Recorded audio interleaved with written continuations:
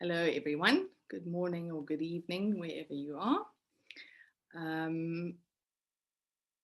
I've been getting some lovely emails from everyone. So thank you to all of you who've sent me emails. It's been lovely hearing from you and hearing from lots of people who listen to the recording of the webinar. And I got an email from a woman called Karina, who would like to introduce herself. She says she feels very much part of the group and she listens to it every Sunday, to the recording. She often doesn't get to make it.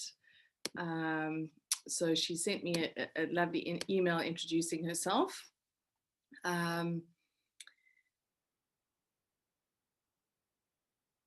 She said she is a biodynamic physiotherapist and biodynamic massage therapist and has been for the last 20 years. She also graduated as an Ayurvedic lifestyle educator at the Chopra Center. She lives in Lewes on the south coast of England. She's married and has what she says, a gorgeous, spirited, challenging, and mainly very wise 14-year-old son.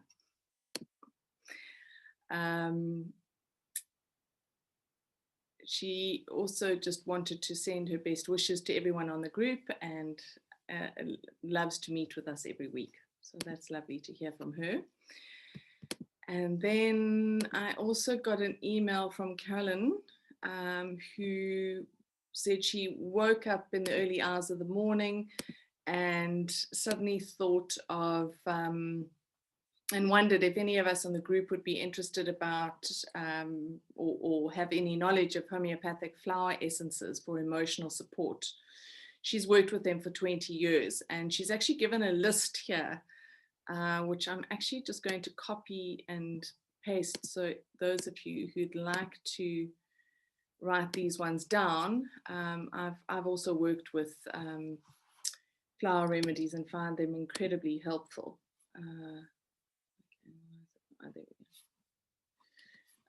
I'll read them out for those that are not going to be able to see the chat. So she's suggested olive, which is for emotional and physical exhaustion, hornbeam for radiance in facing the day, sweet chestnut for comfort during difficult times, walnut for grounding and support during changes in life and aids us in letting go, crab apple for cleansing one's energy field and body if we're feeling unclean, Star of Bethlehem for grief and sadness across one's life, and rock rose for fear or terror. These are just some of them that she suggested we have a look at. So I mean, I've definitely got a few of them, be using them myself. I don't know about you guys, but it's been an interesting and intense week. I know that those of you who are in the States are obviously having I can't find a word for it. Interesting time, crazy time. Yeah, it's certainly wild. And the energies that we're dealing with at the moment are definitely pretty wild. I've sat for a few moments this week going, what is going on? It seemed that things just suddenly went from, being a little bit okay to complete chaos. And I kind of sat with the last couple of days, I've kind of sat with that feeling of chaos and really feeling into the collective. And it is really, really crazy. When I sat with the energies and just feeling into the energies for today's session and looking for guidance for us as we move into the week, the words that came to me as I started were, this is a tower moment. So for anyone who knows the tower card, it's that we're in that phase right now. And what it represents is it's a time where anything that we no longer need is literally being ripped from us. It's not a gentle process. It is not a nice process. It is not an easy process. It is being ripped from us. And this can be anything from emotions to thoughts to beliefs, and on a physical level, the ending of you know, a way of life, a way of being, relationships, uh, careers, all of that. You know, whatever we no longer need, moving forward is literally being ripped from our hands, which is challenging at the best of times, but with everyone going through this process, it's, you know, it's a collective process that we're moving through. So as a result of that, the intensity is felt even more, because we're not only dealing with our own stuff, but we are also connected to the collective, so feeling that as well. The other interesting thing, for anyone who has an understanding of, and I know there are a few of you on here who have an understanding of astrology, Mars, which is the planet of action and a very masculine energy, shifted midweek this last week and moved from Aries and into Taurus. So that created a significant energetic shift, and also an energetic shift in how we utilize our masculine energy, our masculine force. If we look at Aries as a fire sign, we are now working and harnessing that transformational power of fire, which is a representation of our spirits. And as that lands on the earth, as Mars has shifted into Taurus, it's now moving into our physical realm, and it will work to cleanse and to purify ourselves and our world and the collective. So that, if anyone wondered what happened midweek last week and why everything suddenly went mad, that firepower landed on the planet and is now a bit of a wildfire moving across the world. And when I kind of felt into, you know, how do we stabilize ourselves? How do we not get sucked into the chaos of it, into the drama of it? It is, you know, now is the time where we are needing to draw on the strength that we have built up over the last few years. You know, whether we've been aware of it or not, we have been building an energetic strength. We've been building an emotional resilience. And now it is time to tap into that.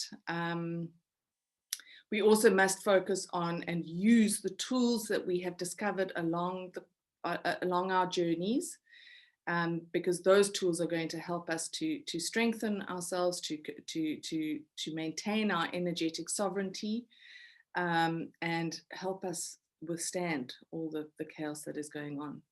Shelley's also mentioned the Schumann resonance spike to 1,200 on Monday last week. So if anyone doesn't know what the Schumann resonance is, it's the energetic, how do I explain it? The energetic monitoring of the Earth's energy. And I know that it normally is around somewhere, you know, in the past, it's normally been in the 30s. So to jump to 1,200, that's a significant jump. Which means, and this is the sense that I've had for a while, and I think I've spoken about it before, that the energy of the planetary energy, the Earth's energy, is being withdrawn. For the last few years, it is literally being withdrawn from our world. And what it feels like now is, as we've stepped into this new Earth, as we've stepped into this new time, that energy from the Earth, you know, she's kind of sucked it in, and now she's blowing it out. So that's probably why the Schumann resonance is spiking at those levels. So Elizabeth Rose says she's got a natal Mars in Taurus. It gives a lot of physical energy and strength, so will help with exhaustion and decision making, and help you to make the decisions that you need to build or rebuild your lives. So yeah, it's interesting, but it's going to take some time for this energy to settle down. It's fast, it's very, very powerful, and it's moving very, very quickly. So whatever stands in our way, whatever blockages we have within us, are literally going to be just blown out of the water. It's not like this is a gentle transformation. This is incredibly powerful. It's important as well at this time, our intuition is really heightened. So it is important to tap into that intuitive aspect of yourself, to be able to use that to guide you in moving forward. And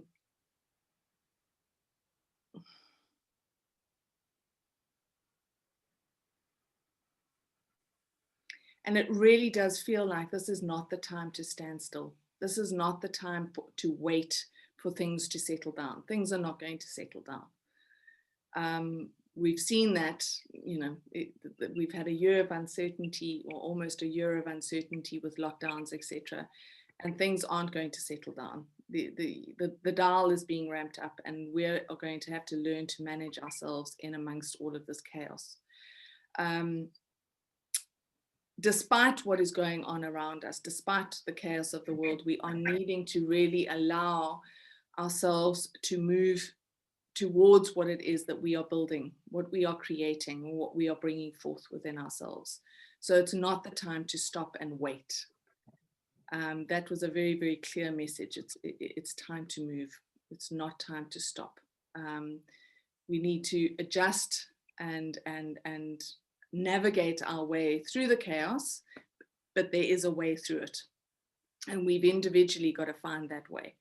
Unfortunately, for a lot of people, as the chaos erupts, we can't seem to find our way forward. We can't seem to see the wood for the trees. We don't know what we're heading into. So that uncertainty can often make us feel like we should stop and wait until we get clarity.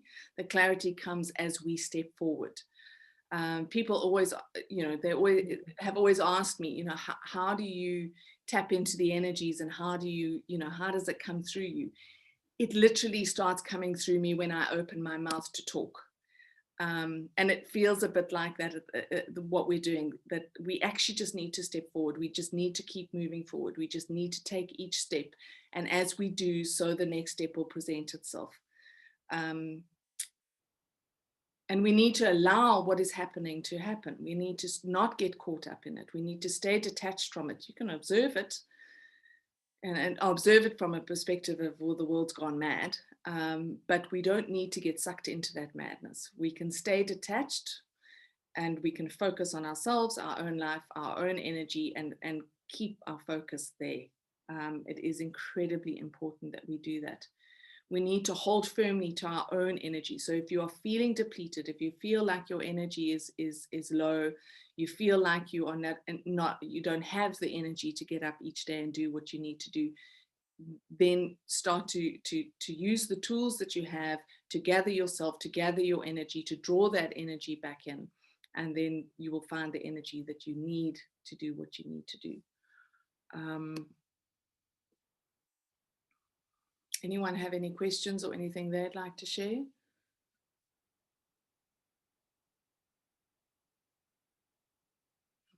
Not yet.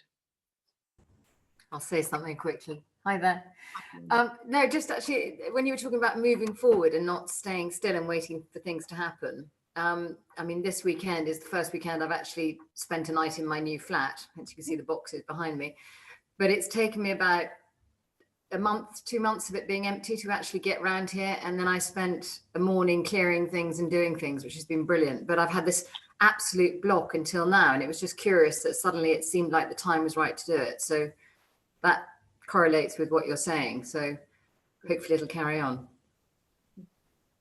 And if it doesn't, stop and work out, where am I losing my energy? Where's it going? How do I and bring it back? Yeah, I burnt an enormous amount of sage last night in the flat there before I even headed to bed. So good thinking.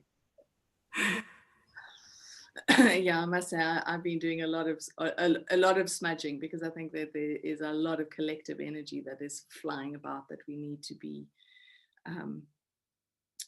clearing out and transmuting, so that it doesn't impact us and our environments. I mean, I always think of our home being a space of tranquility and peace, and a sanctuary for us. So it's important to keep that sanctuary clean energetically. Just having a look at my notes, see if there was anything else.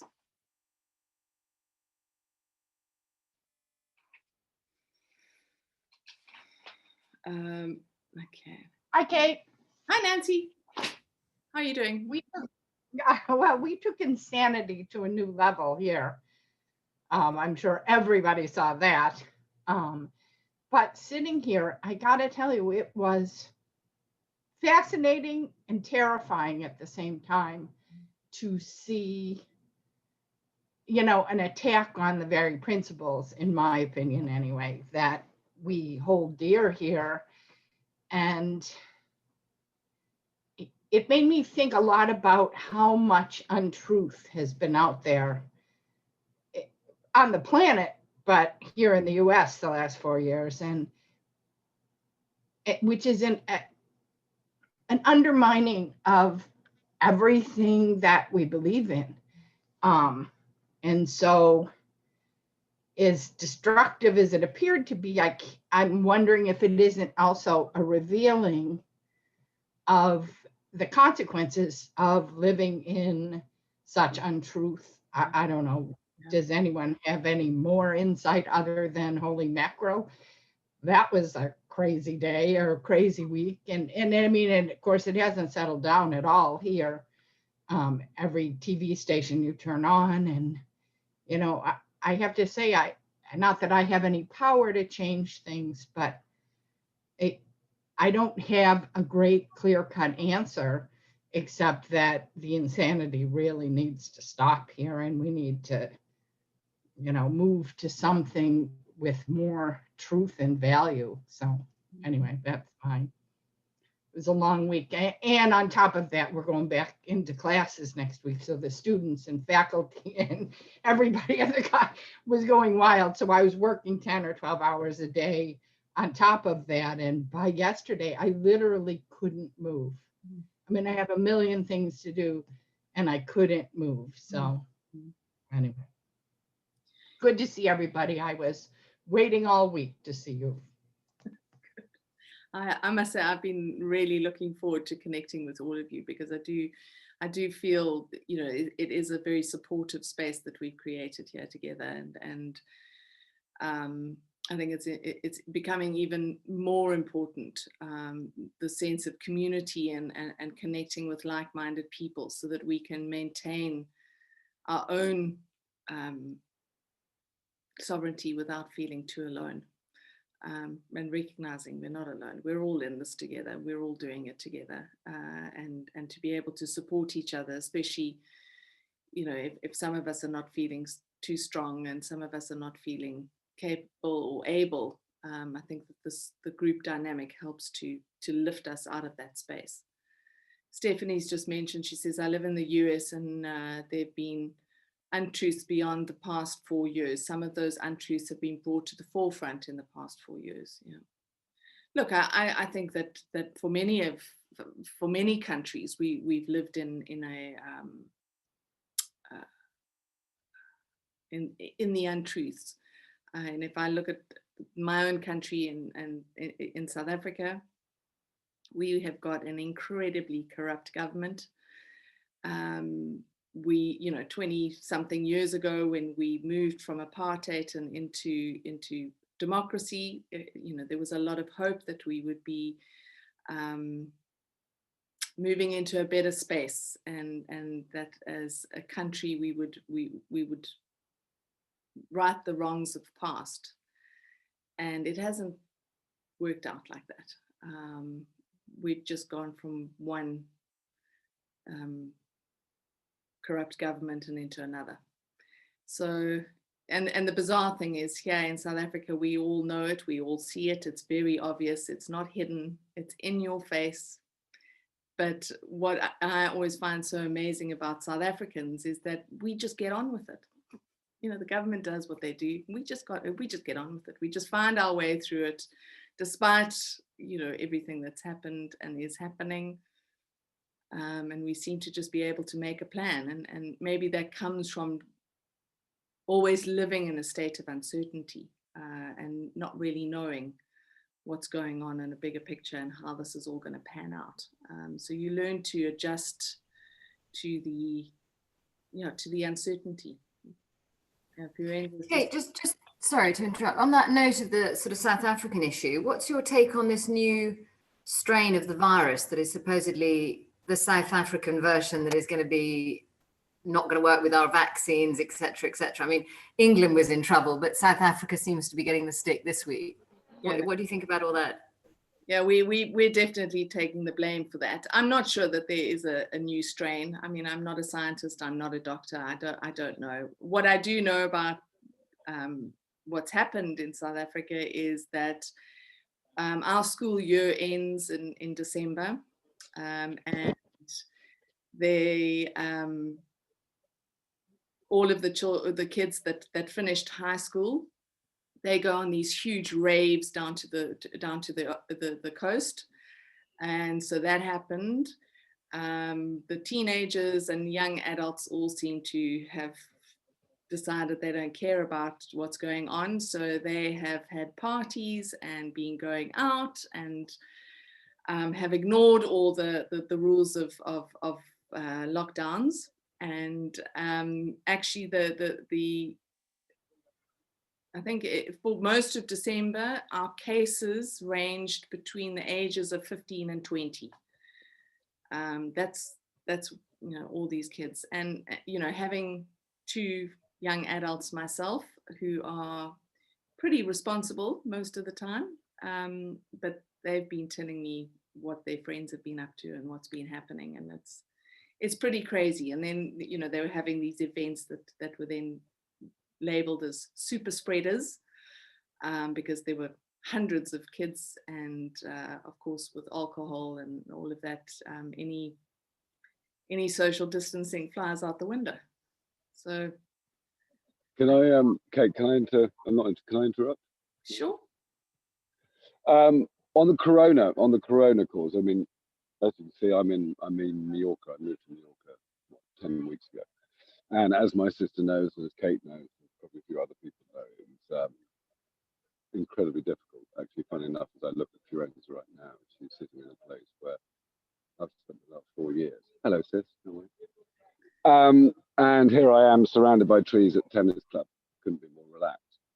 And it was fucking hell in a bucket when I got here. I was on the phone to Kate every day. She was doing her energy work.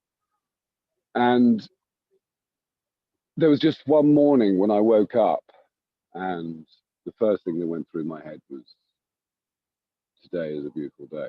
And at that point, I knew it wasn't the fact that I'd bottomed out. I was actually now at the bottom, and I was coming back up. And as Kate rightly said, you use, as Kate rightly says, you have different tools in your box. So for instance, my ex-wife Laura introduced me to an amazing man called Bobby Klein, who sends a e-flyer every Sunday, and I sent it to Firenze, and I sent it to Kate, and I sent it to a few other people today. And it's an incredible insight, and you should go and listen to it. Go and look up Bobby Klein and listen to today's insight.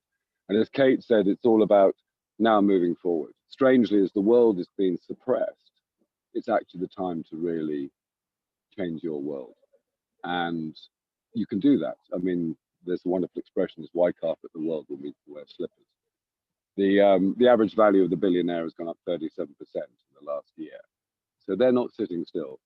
Corona is, I spent Christmas with 8 people, 7 people. 7 people have coronavirus, I don't. In Mallorca, it's 3 times the highest rate out of Spain. Madrid yesterday had minus 36 degrees. Tomorrow it's going to be plus 15.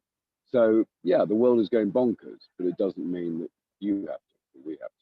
And in fact, actually, it's never been more grounding. I mean, I had acupuncture for the first time the other day, and it was extraordinary. I met an amazing woman called Anna, who's doing some other energy work. And I think it is a question of using all the toolboxes.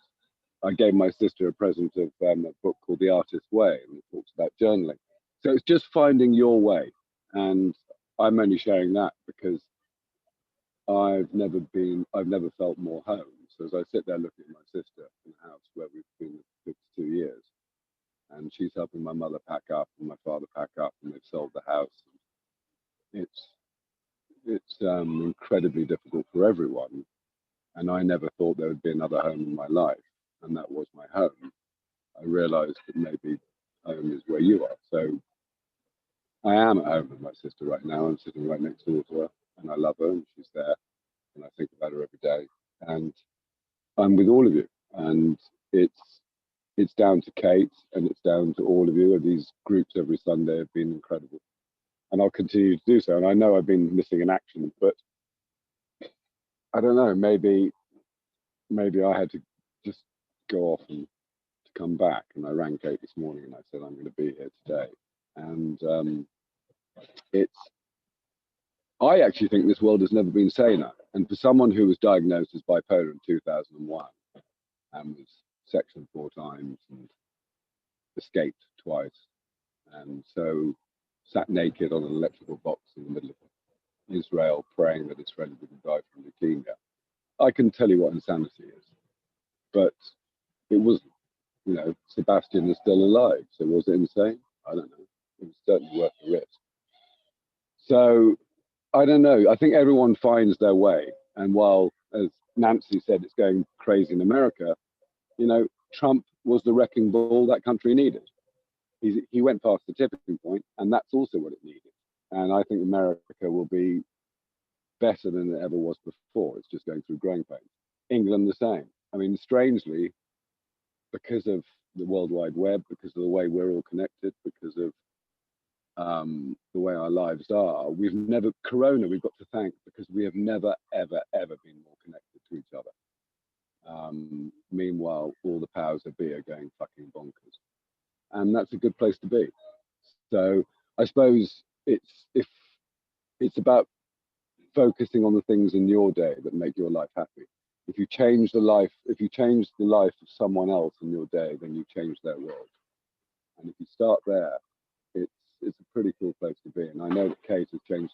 Kate and I speak every day, probably twice a day, and she's changed my life. And you know, if it's a small way of saying thank you to her, then this is a small way of saying thank you. But these meditations and this coming together that we do every Sunday are just, as Nancy said, I look forward to them. And I've worked with Elizabeth Rose and, you know, Estelle, my tarot card reader, introduced me to my ex-wife. People come into your life, it's like sliding doors. It's just a question of stepping out into the world and not looking too far in. So it's lovely to be back. And Kate's an angel. And it's lovely to see you all. But this world has never felt saner. And I think now it's looking forward. That's what I think we've all got to do. Christopher, if I may add, it's very nice to see you back. Your absence had been noted. Well, funny enough, weirdly enough, I'm looking across here and there's a sign on the tennis court that says Diamond Factory. Oh, does it? Yeah, it does. So, you and your spooky bits. I love it. Yeah, I've got spooky bits, but we don't talk about that right now. So, thank you. Nice to be back. Kate, can I add that what I've noticed over the last couple of weeks is a message that keeps coming forward, and it's starting to come out in every session, which is, if we continue to vote for politicians, we'll get politics and everything that goes with that. And I was quite stunned when this message started to come out of my mouth, because I'm not political in any way, and politics just, I've always dismissed it as idiocy. So when this message has consistently come through, I've had to start to take meaning of it, because it's so repetitive. And when I sat with it, we've got 11 years, we're in a new 11-year cycle, right? We know this. So we've got 11 years to learn how to speak Aquarian, and to learn how to speak balanced Aquarian, not light, not dark Aquarian, balanced Aquarian. And to me, if we continue to enable a political system across the world that does not serve us, but only serves a few, and that really is, you know, my humble opinion, designed to bamboozle the rest of us, then this is what we're going to get. So the more, you know, everybody's putting their stuff out there, and now I find that I'm being guided to put this out there. If we vote for politicians, we'll get politics. Do you want politics? You know, is politics the solution? Does politics solve your problems, help the world, and do whatever, or does it do something completely different? You decide, but start thinking about that mechanism and the people that run in that mechanism. So as shocking as it was to see events in Washington, and I can really see on a level why it's so shocking and so distressing for people. But on another level, a bit like Christopher, I was going, oh my God, this is so symbolic of, see it for what it is. Don't go partisan, but just see it for what it is. The political system is not serving us. And we really need to wake up to that. And we need to find way showers and leaders and visionaries that, will actually change the political system.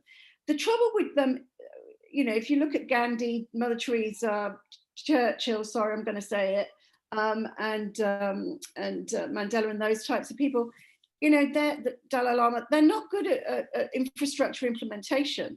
So get an army of people behind them that are, and, let them have the visions which are heartfelt and intuitively felt and driven. And then let's just get an army of doers behind them, probably Taurians in the main, and Capricorns and the like. And, and let's just start putting our focus on that. We're at the verge now. We are at the new wave of this 11 years where we actually have to fundamentally change everything. And it will. I mean, if you look at the astrology of last year and then look at the astrology going forward over the next 11 years, our systems are going to crumble. And the sooner we get into that and get on with that in replacing it, the less they're going to have to take it away from us, in destructive terms, the more they can take it away from us because we're helping them. And then the new systems come up as a result. So there's my politics. My politics, they're not mine, they're from above. But I just wanted to put that in the mix.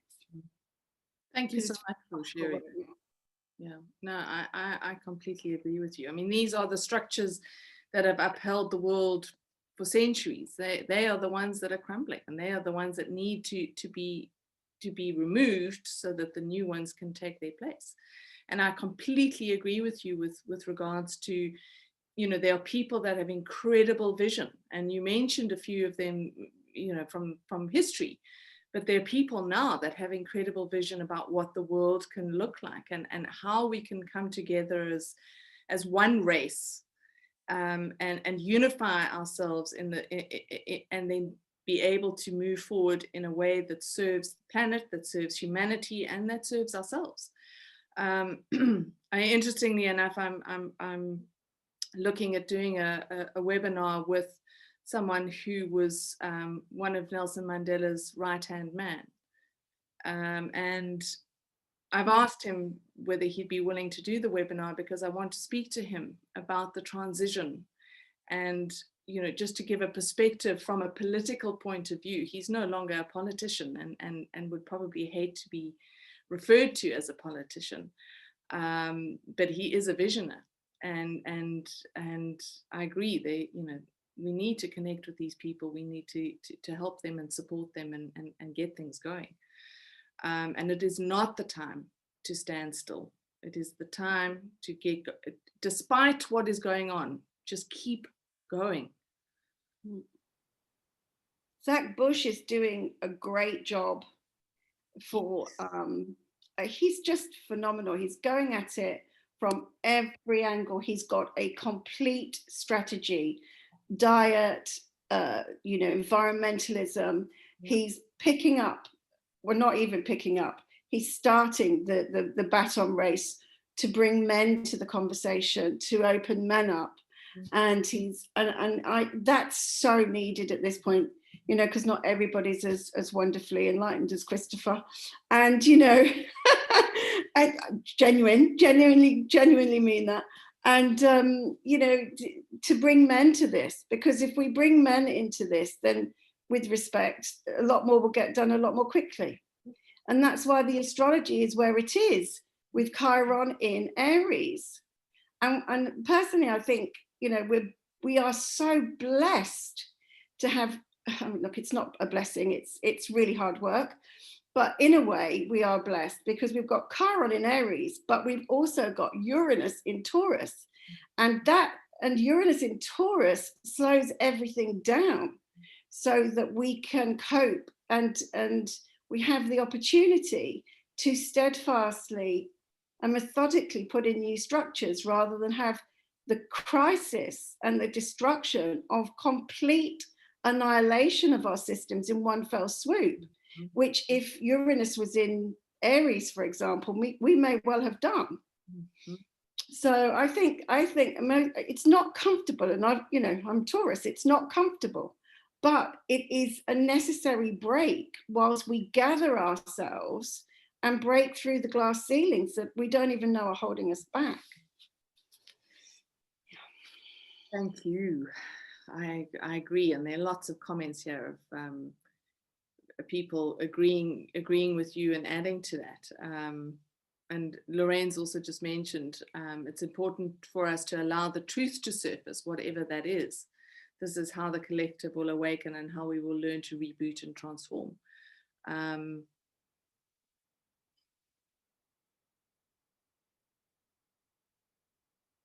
think as you said, it's an incredibly powerful time, and we are being supported in this time. The support is there, it is very real. I mean, we've created a support system here with this group without even realizing it. I certainly didn't have any intention when I started. I just knew I had to. And how it's unfolded, perhaps because I had no intention to start with, so therefore no expectation, it's becoming what it needs to be for each one of us. But thank you for sharing that. That's important information. Hi, Megan. I just want to, hi, hello. I just want to comment on what Caroline said about that we give our power away. And I think we need to, and I think most countries do that. We are forced to send our children to a schooling system that we don't buy into. We abide by rules that we find ridiculous, particularly during the COVID time period here in South Africa. But I think that is still going to remain very important, that everybody takes responsibility, not just for what they do, what they think, and how they feel, and to go and find the truth, not necessarily, I know we always like to say, oh, it's my truth, but is it the truth? We need to look at things and say, what is the truth? Question it, discuss it, and bring it out into the open, while taking responsibility for whatever we do, and as Caroline said, keeping our power. I agree. Thank you, Megan. I agree. It's Kate? going to be Oh, sorry. Yeah, sorry, Anita, off you go. Are you sure? Okay. Just something that it kind of feeds into everything that everyone is saying, actually. It came up first when you were talking about us having to be very careful about taking on collective energy right now with all the craziness. I listened to a little sort of clip by Caroline Mace on YouTube where she was talking about, I'll try and find the link if anyone's interested and get it to you, but she's talking about the power and necessity of imagination as part of prayer. You might have seen this one where she speaks about, before you say you praying for the grace of being a more compassionate person, and she's saying, imagine yourself as that compassionate person until such time as you are. And it is incredibly powerful. I've been using it this week and it is very powerful. But within that, she also talks about how we've got to be very careful around when we pray for something. And really we're sending out prayers all the time. All the work we're doing is actually prayer, really. It's just, in different forms. But she's saying that when you send out a prayer, don't surrender that prayer and then immediately go into a state of doubt. Because when you go back into that state of doubt, you're not allowing God, however you want to put it, to to work the machinery, the cosmic machinery, the God machinery of putting that prayer into action. It's almost like the way she put it is quite funny, where she says, it's like God is saying, could you just quit the doubt for just 1 hour so that I can actually just do my end of the deal? And that was very big for me when I heard that, and I applied it to something in my life that I've been praying about for a long time that I'm letting go of now. But if I think about it, I was in a state of doubt about it straight after praying often. And then I realized, oh, okay, so that's interesting. And I think it was a very big lesson for me, a huge lesson actually, about not allowing that. So at the moment, if we put out a prayer about the world on a global level, about the new reality coming into being, we've got to be really careful about keeping our space inside ourselves as free of doubt as possible, so that on God's side, she can do that work, without us closing the work down before it's even happened. Yeah. Thanks, Anita. I think that is important. And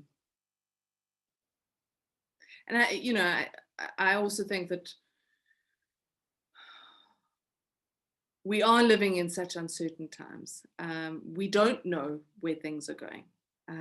We've got to just open to that trust that things are happening for our highest and best good, and for everyone else's highest and best good, and have faith in that. And it is something that we may have to remind ourselves every moment of every day, especially when things go completely nuts like they did this week. We've got to trust in the unfoldment of the divine plan that exists, even if we don't know the detail of what those plans are. Yeah, I agree. I wanted to add too, what I've kind of shifted gears and before is just simply the truth to come out, because I feel like, and not attach that to the prayer. So if you say, adding on to what Anita was saying, if you're praying and say, or setting your light intention, whatever you're doing, if you put an expectation onto that, praying for this outcome because you think that's the truth or right, that's where we kind of get into trouble right now. I think with this transformation, it's more about just allowing it to surface, whatever it is, because I feel like my guidance is there's a lot of truths coming forward that we're not going to be expecting. That there is, in order to dismantle all this corruption, we know there's so many things hidden that we don't know about or haven't known about. They're going to come forward, and I think, like Kate was saying, it's not going to be a gentle process. It's going to be right at us. So, we just have to, what I've been trying to do is just focus on allowing the truth to come forward. And, I had written it, whatever it is, but I just feel like that's so important. Whatever it is, let it come forward, let us deal with it, and let us be shocked, whatever it's going to be, and then we can begin to absorb it and move forward. Thanks, Lorraine. I love that. I think it's also one of the things that I try and practice in myself and in my life as well, is this is responding to things from a neutral perspective, so not seeing it as good or bad. And when truth comes at us, to not judge it as good or bad. It is truth. And truth is often neutral. But if we can respond to it from that neutral space, we move into a far more powerful space, and our ability to respond to that becomes something that is far more effective, rather than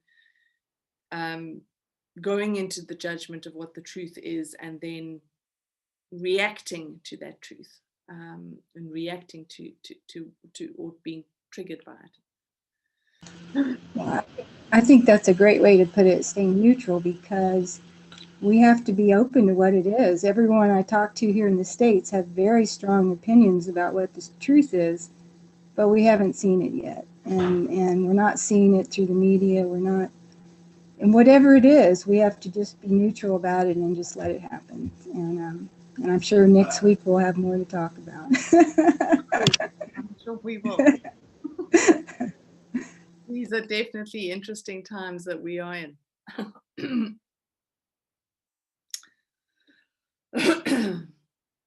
All right, so anyone else got anything they'd like to share or any questions? Otherwise we can move on to maybe doing some meditation.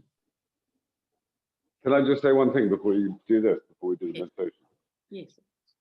I think the key, I think you hit a nail on the head. I had to go for a pee, so I had to put, got fun walking around here with a mask. Here we go. There we go. Oh, I like canola. It's a lot warmer here.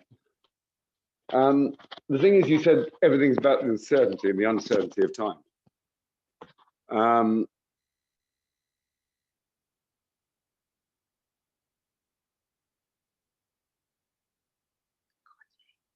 Can't hear you. Can't hear you, Christopher.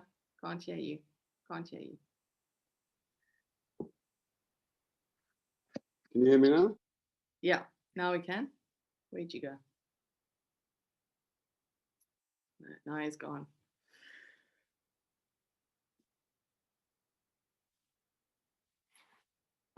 Okay, hopefully he'll come back soon.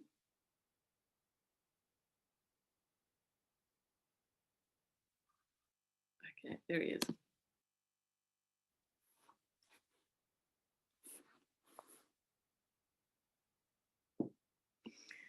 Are you back? There you go. We still can't hear you. Unmute. Unmute. No, unmute. Unmute. There How's that? Yeah, we've got you. Hey, it's amazing what happens when you go for a pee. Everything gets to hell. I think the words uncertain times. I don't know any time in our life anything has been certain. No. And I think we use this expression. Words are very powerful. It's like the fact we use the word never and always. I mean, they're impossible words to use. You can't say I never do this and I always do this, because we do. And uncertain, we've always been uncertain. We've been uncertain ever since we were born. And it doesn't matter if when you go to school or when you get a job or when you meet a girl or a boy. Everything is always uncertain. I think the terrifying thing is when we're told there's a certainty. That's, as people were saying before, that's almost like when there's a hidden agenda, as Elizabeth was saying. And I think we do. I think the excitement is, it is uncertain, which means everyone within this group, everyone in this tennis club, everyone in Parma, everyone in the world actually can create their own world. And I think we're told things are uncertain, therefore that is the imprisonment we're given. And then we're told you mustn't go out, and that's the imprisonment. And we're told, when actually we've never had more freedom. We're able to talk South Africa, America, Italy, France, we're allowed to connect. If you think about it, you think about someone and they might call you, or you write a letter to someone and they might reply. We're living in a world now actually where there have never been more opportunities to actually create and manifest the dreams that we want. And sorry, I forgot the name,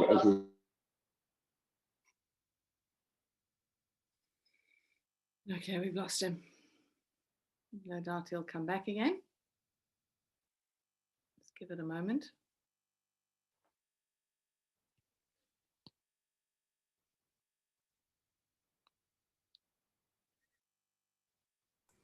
Just while we wait for him to come back, just interesting what he's saying about being fed this story of uncertainty.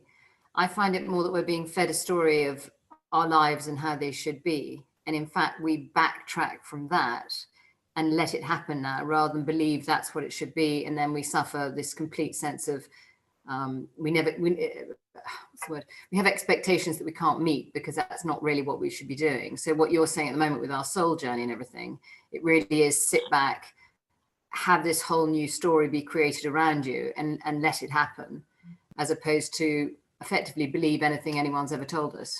You find your own truth amongst it. Yeah. I agree.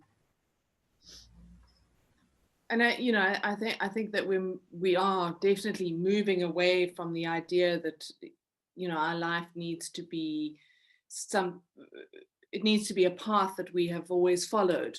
That our parents or our grandparents or our great grandparents, we're no longer following the journey that they have taken. Our journey is completely changing because the world is completely changing. There is a new consciousness that is emerging within the world that is completely different. It's far more evolved than previous generations. And that is what we are having to navigate as well, is the expansion of our own consciousness within this space.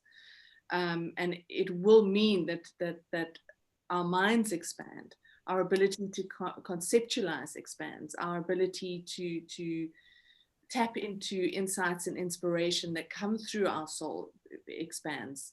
We're not operating, we are evolving at this time. So we're no longer operating as we did last year. We're no longer operating like we did 5 years ago or 10 years ago. And it's not just the growth or the understandings or the healing that we've done. It is also an expansion and evolution of our consciousness that is facilitating this time. In a way, we're jumping into the uncertainty rather than keeping such a fixed view of how life should actually be. We're jumping into that uncertainty, not knowing what to expect. So I know Chris was sort of saying that, the uncertainty is there. It's almost like we've ignored it slightly, or we've become paranoid about it. I don't know which way to say it. So there's sort of two, I'm expressing this very badly, but we're almost as if we're in the uncertainty for good. And as a result, everything's a surprise. Well, I think it's also, life became routine. You got up in the morning, you've made your cup of tea or your cup of coffee. Life became routine. And in that routine, there wasn't any uncertainty to the extreme that there is now. And I think we got locked into a particular way of living and being. And we were able to anticipate things that were coming at us, whereas now we're not able to anticipate anything. And I like what Elizabeth Rose has just said. The uncertainty is the same as creativity. Yeah, I think within the uncertainty, we are forced to be creative. We've got to think creatively. We've got to find creative solutions. That ability in us is being enhanced. Can I? I've just managed to reconnect myself. Sorry about that. I've been totally disorganized. No, the point I'm making, a very, very quick point, is that the uncertainty is exciting. I think that we're able now to actually move forward. We aren't on the rails. Stephen Fry was asked once why he went off the rails, and he said, "What are the rails, and exactly why should I be on them?" And I think for so long, we've been told where we're meant to be, what we're meant to do, how we're meant to look.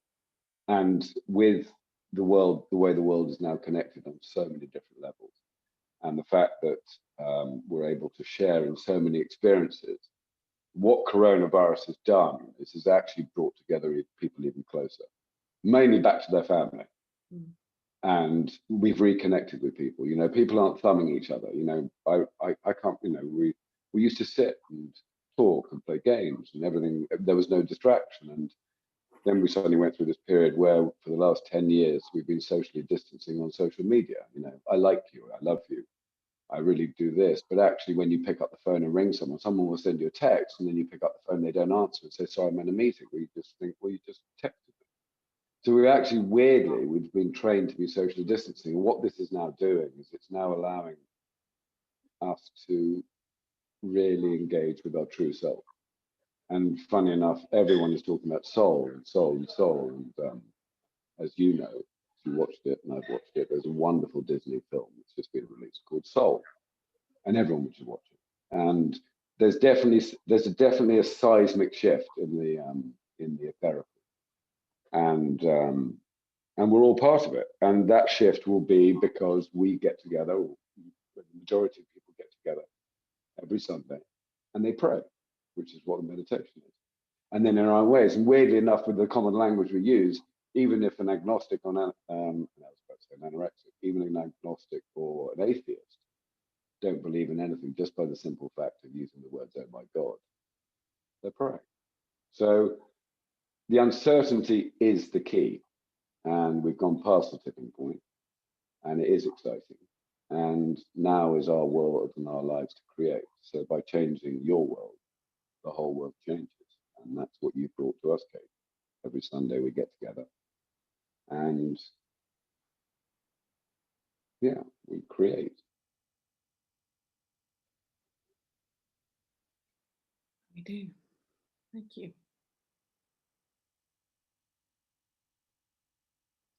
Maybe now we can create a time and Go to sleep. Yeah, some of us go to sleep. Yeah, but that's me stepping out the way. Yes. You know that. I always go to sleep.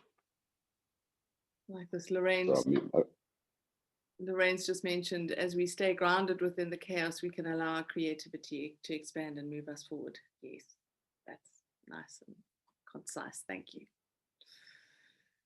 All right. Okay, everyone.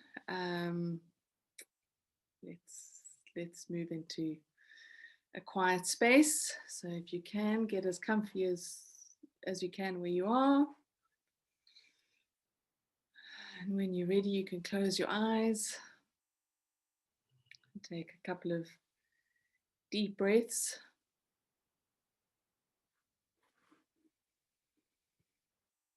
And just bring your awareness into this moment. And allow yourself to breathe into the space that we're creating together.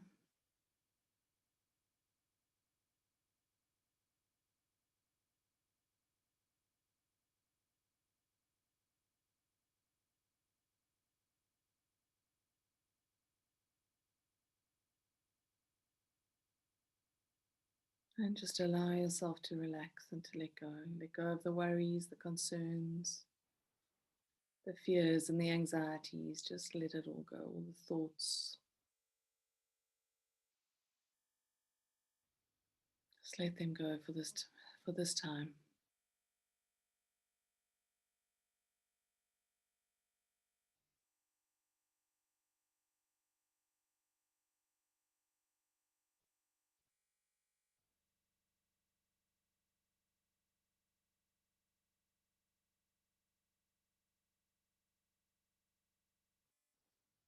And just allow yourself to feel into the space that we've created together.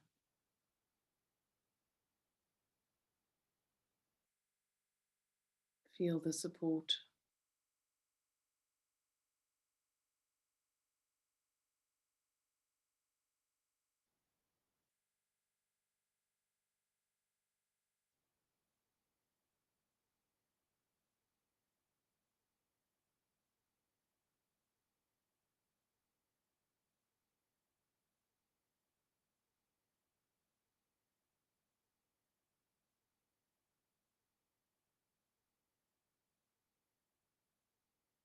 And now focus on drawing all of your energy and all of your power back to you.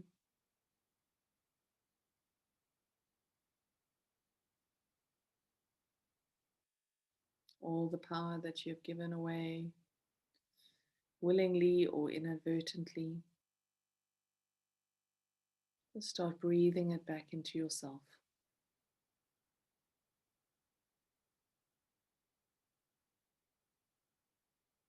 Feel your energy moving through your body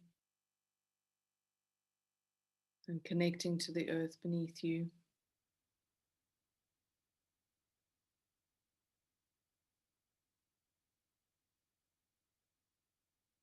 Feel the strength and the power of the earth as she supports you, grounds you, connects you.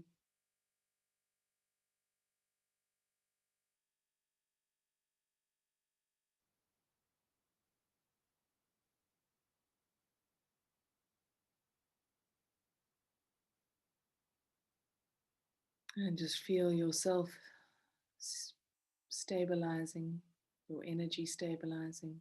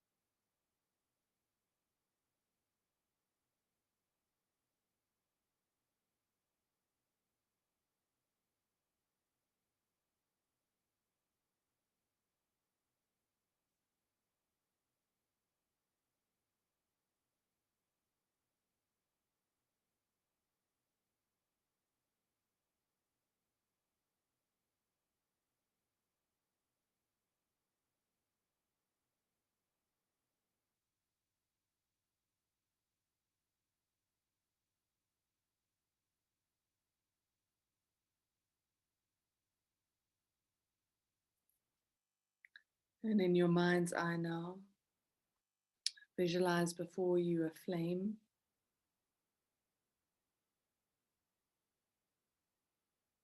This flame can be any color that you choose, or any color that presents itself.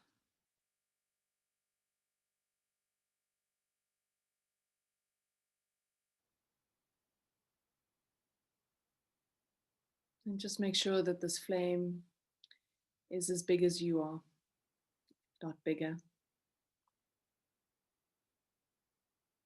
And just allow yourself to step into it, to step into the center of this flame. And to allow the power and energy of the fire to transform and transmute all negativity, any dense or heavy energies that you may be carrying at this time. Just allow them to be transformed and transmuted.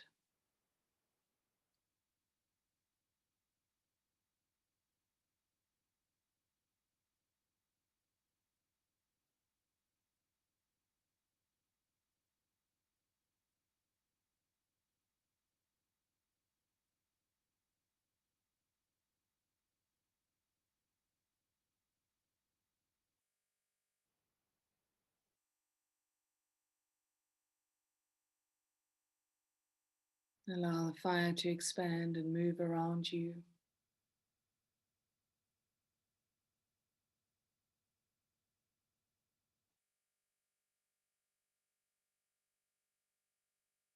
Feel it energizing you, strengthening your energy field.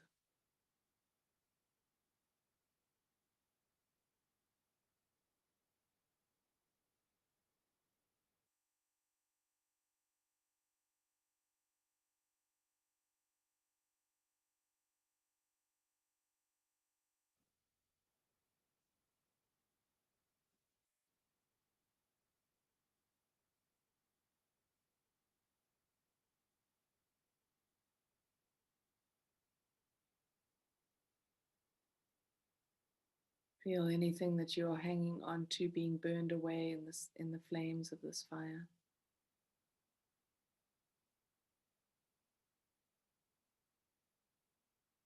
Letting the past being burned away.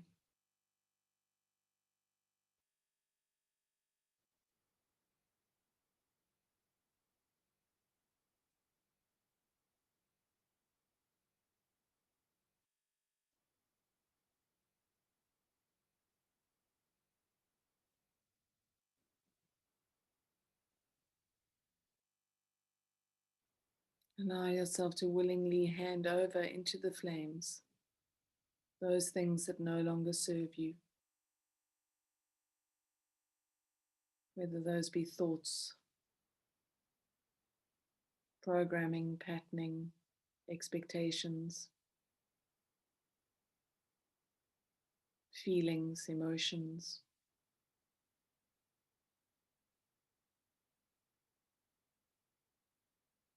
Attachments. Just let it all go. Let it be transformed and transmuted. Be willing to give it into the flames.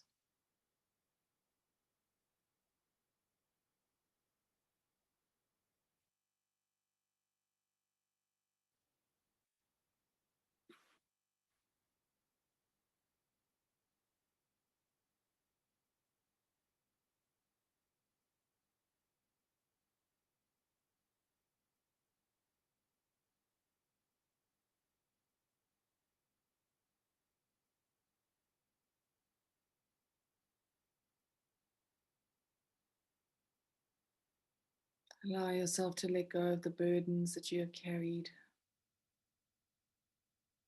the worry, the fear, the frustration, the sadness, and the grief.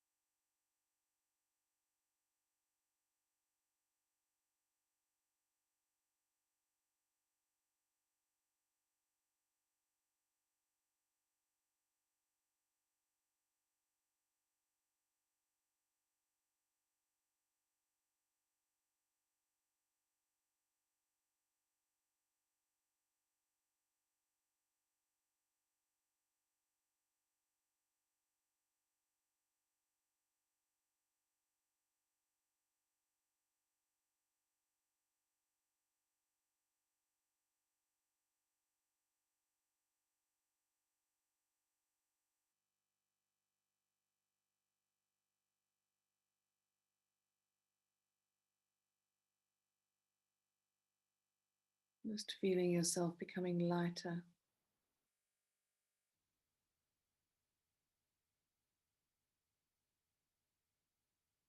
As all these things are released, transformed and transmuted. And just allow yourself to fill with the light of your own soul. Feel that light as a tiny flame flickering in your heart center. And allow that flame to grow.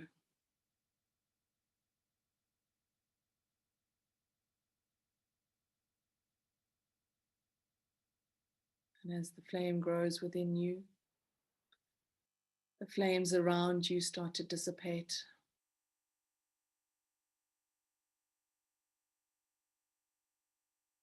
And the fire grows inside of you.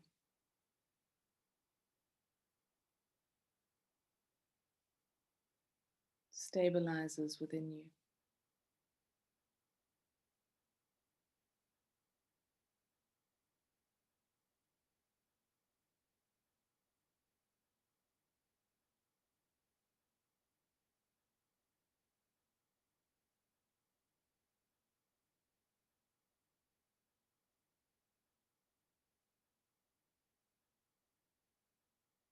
Feel yourself becoming stronger, focused.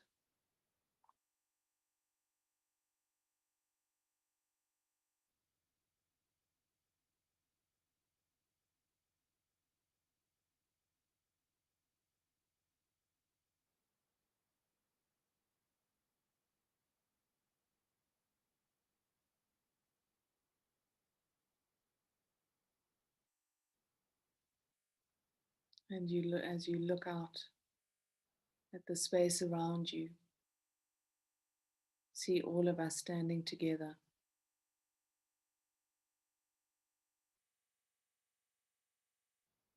See each individual with their light shining.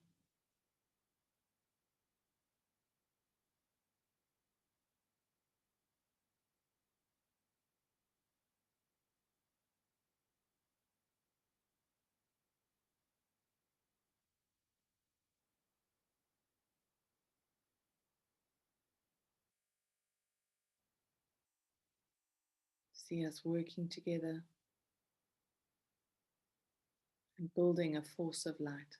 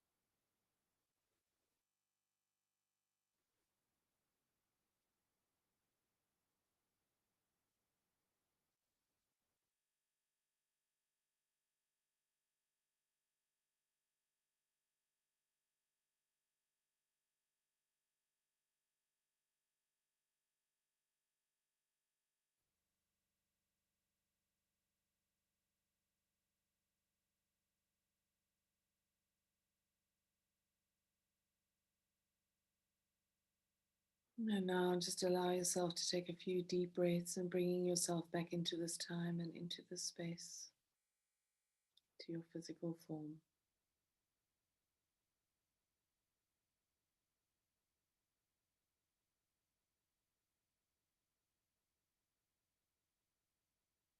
Move your fingers and your toes. And open your eyes when you're ready.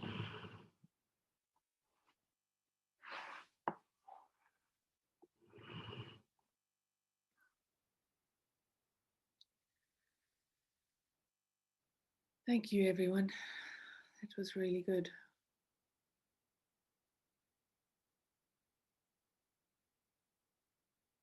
So hopefully we are heading into the new week being energized and ready to get going on whatever it holds.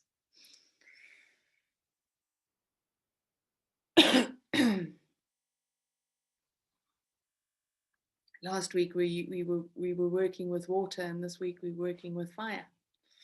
Interesting that we're moving through the elements. See what next week holds. But thank you again, everyone, for making the time to. Before you go, can I recommend something for everyone? Sure. I mentioned the Disney program Soul, which is fabulous. It's on Disney Plus. Everyone's got to see it. It's made by Pixar.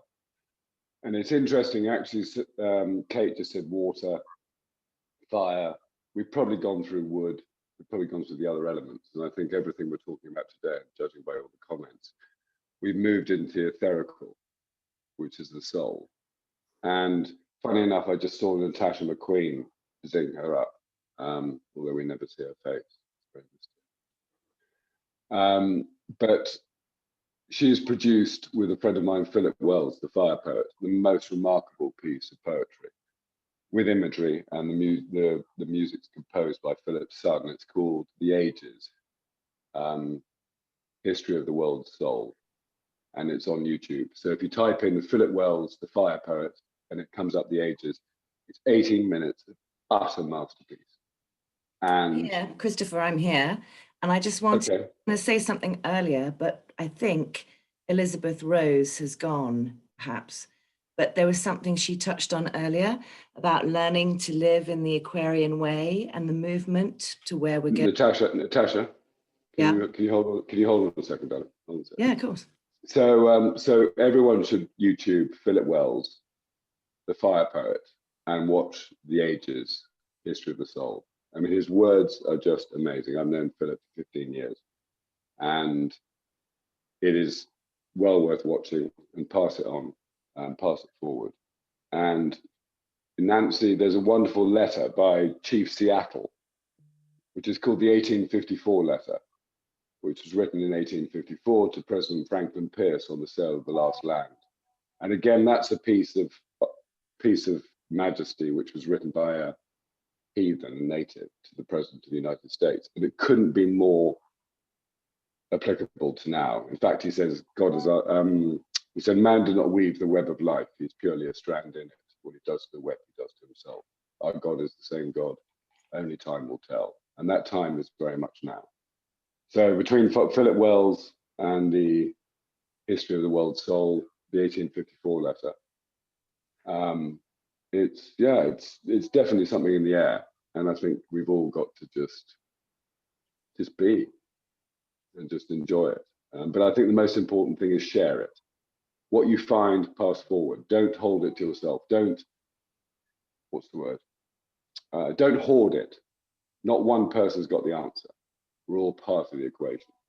And if I hadn't sat outside Kate's A-frame in Cork Bay 15 years ago because she just popped out for lunch, I wouldn't be here for more reasons than one.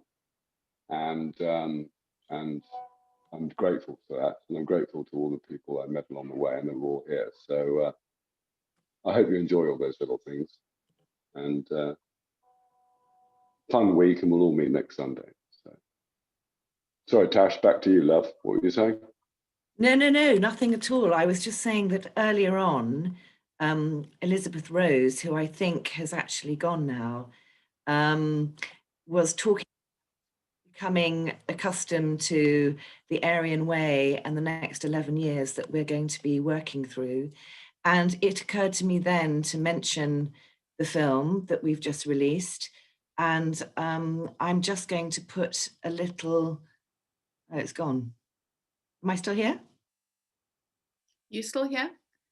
I'm sorry. I've just put a You're little. still there. You're still there. I'm still here. Sorry, everyone. It just occurred to me when I was listening to Elizabeth earlier that I've known Philip for 30 years and he's an exceptional poet. I've worked with him a lot. And if anybody would like, Kate, I can send you the words of the poem because they're also very, very relevant. And it's about us moving into the age of the feminine and the age of intuition. And it's very special. And so I made this film over the last 6 months, and it's my gift to you. Thank you so much. I'd love to send that link out, because everyone here may be able to get it, but those who are listening to the recording won't be able. So yeah, I've got it from you, Tash. So I will forward it on. It really is incredibly beautiful and very, very apt.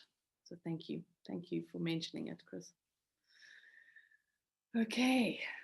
Thank you all for all that you've shared. We've had a lovely time here today, listening to everyone, and it's been fantastic as always. And I look forward to seeing you next week. Have a brilliant week, everyone. Lots of love. Bye.